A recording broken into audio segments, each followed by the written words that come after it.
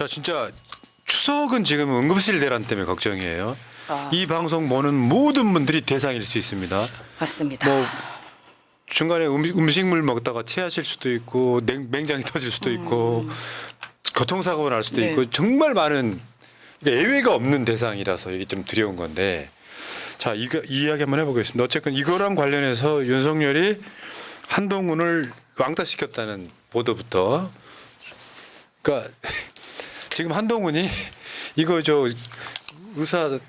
의대생들 늘리는 거 네. 재협상해야 된다라고 외치는 순간 이 둘 관계는 완전히 끝났다고 봐요. 왜냐하면 윤석열 쪽에서는 자기 정치가 심하다. 얘가 지금 여당 대표 됐다고 나 무시하냐 이런 느낌이란 말이에요. 근데 지금 이 상황에서 한동훈 입장에서 그럴 거 아니야.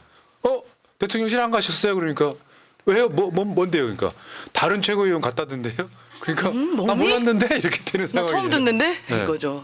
아 이게 진짜 둘 다 그러니까 정치 여당이 어쨌든 대표로 나왔으니까 전 정치인이니까 정치를 해야 되는 게 맞다고 봅니다. 그냥 그게 정상인 행태인 것이고 다만 본인이 얘기하고 주장하고 약속하는 것이 있으면 그거를 밀어붙이고 설득하고 아무리 대통령이라고 해도 내가 할 말 하는 게 사실 정치인의 어떻게 보면 당연한 역할인데 본인이 그거 못하고 있으니까 개무시당하는 거 아니에요? 솔직히 말해서. 한동훈 참지 마. 네. 안 참았으면 참지 좋겠다. 마. 아니 왜 생각해봐요.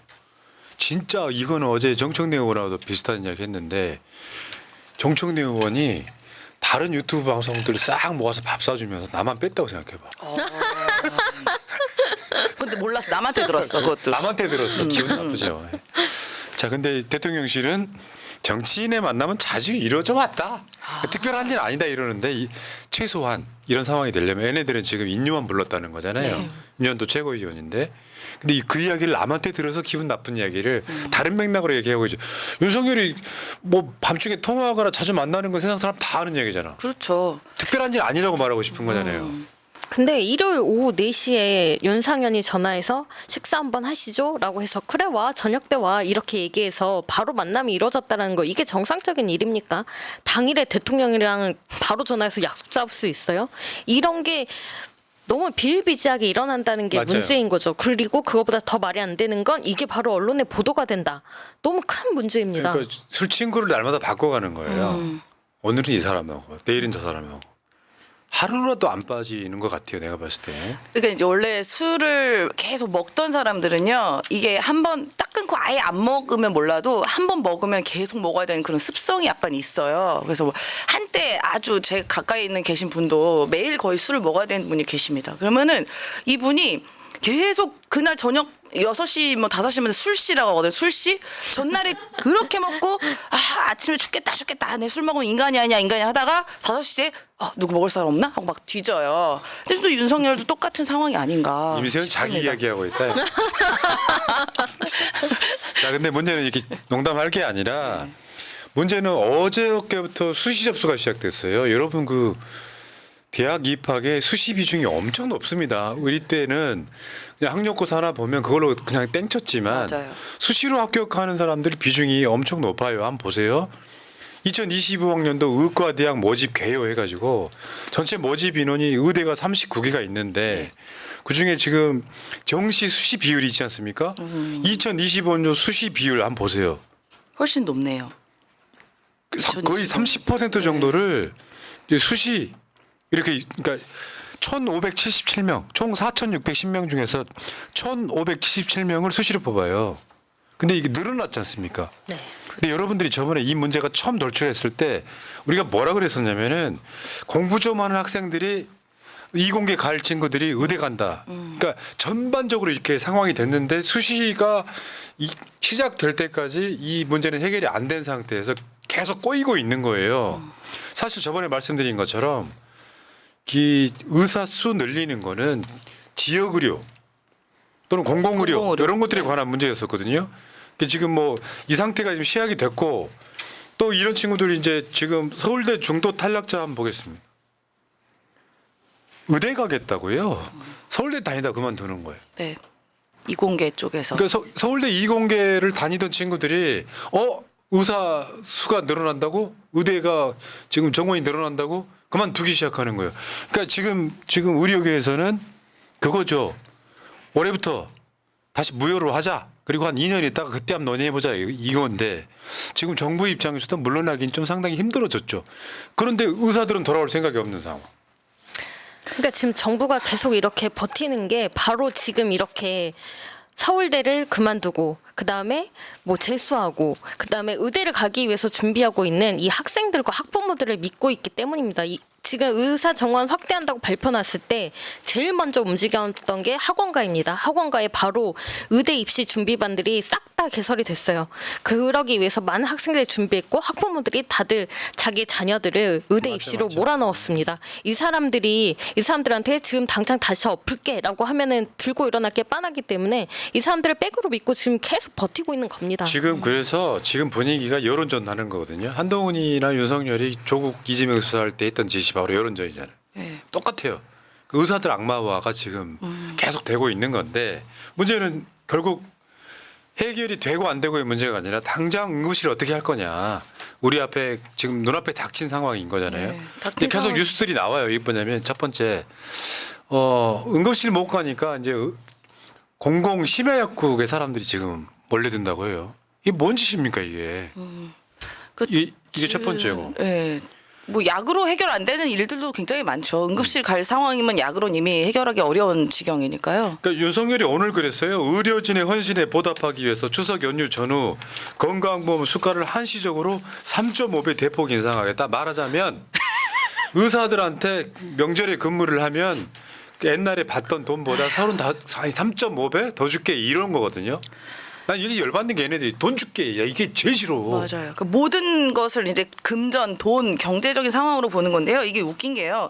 의료인 헌신에 보답하겠다고 하면 그 보답은 고마운 사람이 해야 되는 게 보답 아닙니까? 그런데 왜 쥐 돈도 아니고 사실 환자가 본인 돈 내는 거나 우리 아니면은 그 보험료 인상되는 그거잖아요. 그럼 자기랑 상관도 없는 거예요, 본인이랑. 근데 왜 본인이 보답합니까? 나는 지금 그거를? 윤석열이 미쳤다고 생각하는 게요.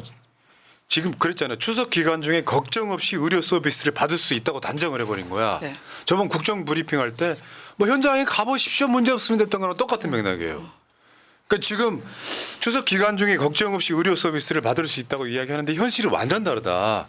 그러니까 이거 사람 되려면 멀었다. 나 이렇게 보고요. 그리고 또 그거에 대한 대안으로 군의관을 보내는 상황 있죠. 근데 여기 지금 응급실에 아무도 없다. 네. 근데 군의관이 갔었어도 이게 병원마다 이제 의료 시스템이 다르기 때문에 그 적응하는 데도 시간이 걸리고 만약에 이게 조작을 잘못하게 되면 의료 사고로도 이뤄질 수 있기 때문에 사실 그 병원에서도 이렇게 군의관이 뭐 실력이 뛰어나신 분들도 많겠지만 오는 게 굉장히 부담스러워서 오히려 약간 여기 걸리적거린다. 막 이런 얘기가 병원에서 나온다고 해요. 그리고 또 군대에 계신 군인들은 어떡합니까? 응급의학 전문하는 그런 의사들이 군의관들이 있어야 되는데 그런 사람들 숫자가 너무 최소였다는 거죠.